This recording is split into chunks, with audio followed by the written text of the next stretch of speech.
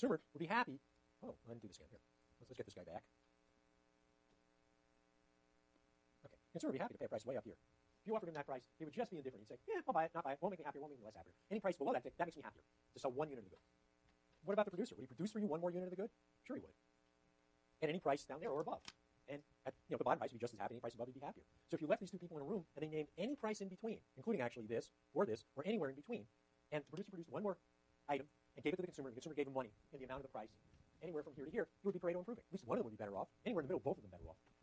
So market trades, when you're out of equilibrium, are Pareto improving. Until you get me a third person somewhere. Once you get me a third person, it's all difficult. The first welfare theorem, which is what economists rely on and why the market is good, is that when you get to equilibrium, there are no more Pareto improving trades. You look back at the diagram and see why that's true. Here you are at equilibrium. Right? The amount that the consumer is willing to pay and the amount the other guy is willing to receive are identical. So there's no way to make one of them better off. You can't sell it at a little less than that price because the producer won't produce it. You can't charge a little more than that price. The consumer won't consume it. There are no points in between. You're done. You cannot make both parties better off. You can't make one party better off without making the other worse off. So equilibrium gets you as many Pareto improvements as you can possibly make. There are none left. When there are no more Pareto improvements to be made, we say it's Pareto optimal. It just means there are no more Pareto improvements. And that's a quick statement about what's good about economics, what's good about a market system. A market system drives the economy to the place where there are no more voluntary trades that will make people better off. The only way to make one person better off makes someone else worse off. It doesn't say anything else. It doesn't say that I don't get everything. Right? A situation where I own everything. Is it Pareto optimal? Can you think of a way of trading to make me better off? No. Is there any trades that won't make me worse off? No. We're done. Right? You can't get better than that. So this idea of Pareto improvements, of trades that make at least one party better off and no one less off, gets you to a situation where there are no trades left. But that does not mean that you would like the outcome. The outcome might involve some people getting a lot and other people getting nothing. So the idea of Pareto optimality and Pareto improvement say nothing about distribution.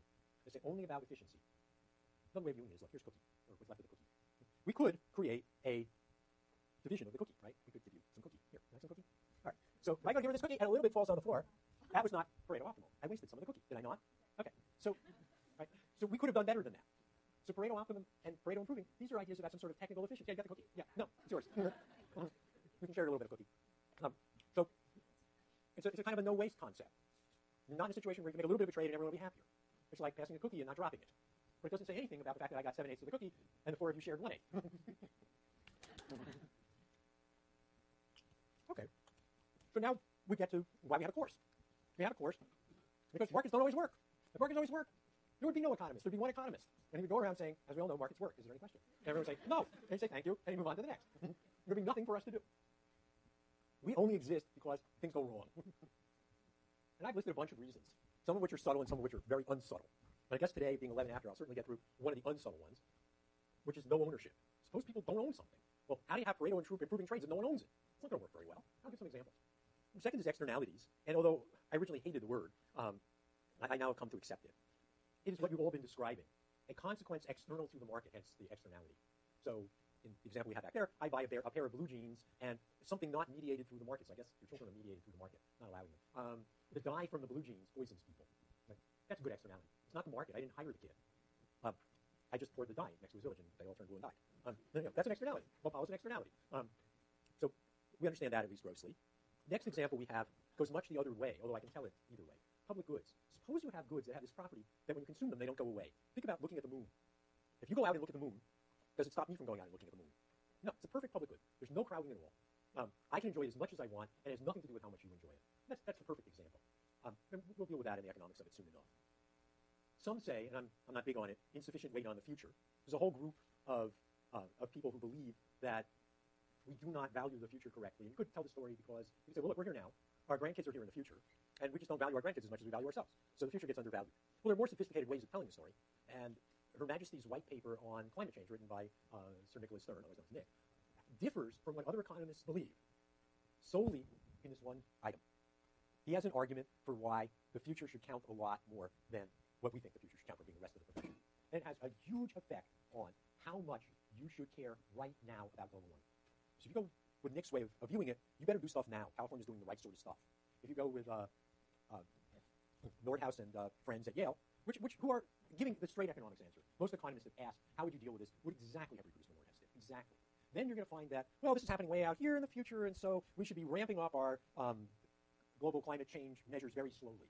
So there shouldn't be a lot of early action. We should be waiting until closer to the time when we all die. That would be Nick's point of view. And it all depends upon this. Every other assumption that the two groups make is near identical. And that's enough to drive you. And they're both giving you reasonable numbers, by the way. Nick's not giving you crazy things, and Nordhaus is not giving you crazy things, and yet the difference between their viewpoints is enough to have a difference between early action is essential, and we should really wait a while before we tackle this. So it's not a small matter. But I think it'll be a little hard for us to understand it well. The last one I insisted on putting in, government failure. I know when I was young, I believed governments could actually regulate things and do good. And I know that 40 years of experience in being an economist have stripped away a great deal of that belief. So you can look around the world, particularly you can easily look around the developing world, and you can find that governments can do amazing things to markets with horrible consequences. If you wanted to pick a postcard case for where a government did extreme damage to an economy, pick India post-independence. There was a time when their regulations made it near impossible to have a computer. I met people at a conference, and they wanted to import a computer into India. This is not a big deal here. It's not millions of dollars. I mean, something we would have bought here for $5,000. It took them 6 months to get a permit to be allowed to import what you would think of as a PC today, but then it was a little more rare. And they knew they would never get another permit. And so they also had to import all the spare parts they thought they might ever need for that machine. So a machine that you would have bought here in a minute for $5,000, and then maybe had to buy a disk drive or something else for the next 4 or 5 years. They paid closer to $15,000 with the extra disk drives and the extra memory and the extra every single part for this thing, part by part, that they might ever need. And it took them 6 months to buy it. So when you talk about government failure, governments can do stuff that really makes it hard to do business at all. If you look in the less developed countries, you can find those examples. India, by the way, liberalized in about 1991 when they ran out of money, and there are lots of good papers about what happened to India since, and how industries that were liberalized ended up using less energy per unit of output, they had less pollution, they had more profits. There's a whole literature like that. So if you're interested in international trade and development, that's the sort of things you do. Anyway, government failure may take us a long time to get there. Certainly not today. Well, if you don't own it, you can't sell it. I guess you don't find that very strange. What things don't you own? There's a lot of things you don't own. How about fish? I spend a lot of time in my life thinking about fish. The reason why is that fish are unowned. And so there's an obvious market failure. When a fishing boat goes out, the fishing boat has to pay for the crew and the fuel and the rental on the boat and all that kind of stuff. It doesn't have to pay for the fish. That's the market failure. There are fish in the sea. Nobody owns them. Nobody charges them for it. So what are they going to do? They're going to take all the fish they can get their hands on. And what will happen to the number of fish? It will collapse. That's an example. That's called open access. Open access means anyone can take as much of the resource, we usually think of it as a resource problem, as much of the resources they want. Yeah. That's a regulated open access, and you'll discover that with regulated open access in the United States, we destroyed all of the major fish stocks. Yes, government can be ineffective, and was. But you're giving an example of regulated open access. That's perfectly reasonable. Water rights. That's true over the last 20 years, but it used to be water rights went with land, and you couldn't trade them. So if you had a city and it needed water, and you had a farmer and he was growing corn, there was literally no way for the farmer to sell the water to the city. The water rights were utterly untradeable, and that's changed over the last many years. Government seizure of property. That's difficult. So suppose you live in a world where, say, Russia, where the government's extremely powerful, and if it wished, it could take your property. Perhaps today you're McDonald's. You're a business selling hamburgers in Moscow. And the government decides, hey, we're mad at the United States because they won't let us take over the southern Ukraine, which used to be ours anyway. That's a big deal. Then the government is powerful enough to take away your right to sell hamburgers, even though you weren't the one who did anything. And now wind the story forward. What happens the next time somebody is thinking of investing money in Russia? Hey, there's great things you can invest in Russia, but are you going to invest? Or are you going to say, well, what's the chance they're going to take it from me? Does it make sense for me to build my fast food restaurant in Moscow? Or should I really concentrate on China, where my property rights seem a little more secure? So there's real consequences for the country that does this. They will not find people who want to invest. In the worst case, everybody in their own country takes the money and puts it in a pillowcase, and that's where all the investment in the country goes, into a pillowcase. That will destroy your country. So government seizure of property is not a small thing. It can really make a mess. Lack of enforcement. I'll tell this story in more detail in a minute. But basically, suppose that contracts aren't enforceable. Suppose I can't make a contract with you that says I'll pay you back money because there's nothing you can do to me if I don't. What will happen? Will you lend me money? Probably not, or at least not at huge rates. So again, you kill the whole market for capital, the ability to borrow money and do something with it. I'm going to do this next time, fishing for chocolates. And I'm just going to talk about water rights for the next couple of minutes. So you have to remember to bring chocolate next time. Remind you. You have to remember to eat chocolate next time. The key concept in water rights in the western United States is appropriative water rights. The way it worked was you had a piece of land, you wanted to irrigate the piece of land, although you could be doing something else that uses water. There was a stream nearby, but not actually adjacent to the land. The stream's adjacent to the land, you're just entitled to take the stream and shove it over your land, not a problem. But you have to dig a ditch, you are an appropriator. And what you would do would be you dig your ditch, and you'd put a sign where the ditch hit the stream saying, you know, Burke & Company Almond Orchards, 5,000 acre feet. Later on, you would register that with the State Water Resources Control Board. And that was your water right. You took it. Of course, people took more water than there was. Because they took more water than there was, there had to be a way of deciding who got the water.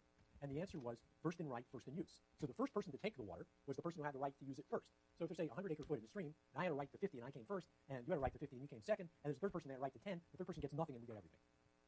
So you satisfy the people in order in which they file their rights. It's an appropriate water right. The last piece of it is you actually had to use it for something useful. So that's the water rights. But look at what happened. Water in a city is worth somewhere upwards of $1 a meter cubed. I don't go for acre feet because I can't imagine them. A meter cubed, I can imagine. It's like this, by this, by this high. Right? That's something you can imagine. So $1 a meter cubed is kind of what it costs the city to buy water. They still have to clean it up. They still have to get it to you. Those are big expenses. But just getting the raw water. It's worth much less than that in agriculture. 10 cents to 30 cents, at least when I do the numbers carefully. So what happens? What you'd expect when you have a really bad drought. Right now you have a really bad drought. You expect that you would use the water where it had a lot of value, and don't use the water where it didn't have a lot of value. But there isn't a good mechanism to make that happen. It's not like East Bay Mud can easily go to a farm district, say Woodbridge Irrigation District, and say, hey, guys, why don't you not plant that much this year and just sell us the water? The legal system is not set up to support that, even though we now have laws that say it's legal in California to trade water. Still incredibly difficult. There's also physical reasons. Physical reasons are important, and when you see the newspaper articles about how wasteful farmers do blah, blah, blah, blah, blah, blah, blah, you should remember that just because I can get water in Glenn County doesn't mean I have a way of making that water go down the Sacramento River, through the Delta picking up salt, and land in the East Bay Mud water system. We don't have any way to deal with salt, for one thing. For another thing, we don't have any way to deal with the organisms that are in it. We have a water system that's meant to deal with clean water, and that's not clean water. After the Delta, it's really not clean water. So this idea that this is 1 and this is 0.3, and we should be able to solve these legal problems, and therefore this is horrible that we're growing rice in the middle of a drought, probably all wrong. It may well be that it's just physical costs of turning that water into water we can use might be $2, $3, $4, and we don't have to pay it. So these systems are very, very complicated. And if you wanted to go look at them in detail, you would go listen to EAT 162 and you learn all about this kind of stuff. Amazing amount. Our purpose is just, you have a trade that should be made in a simple case, and yet the legal framework does not support your trade, and so it doesn't happen. And we're at the hour, and thank you, and I will see you next week.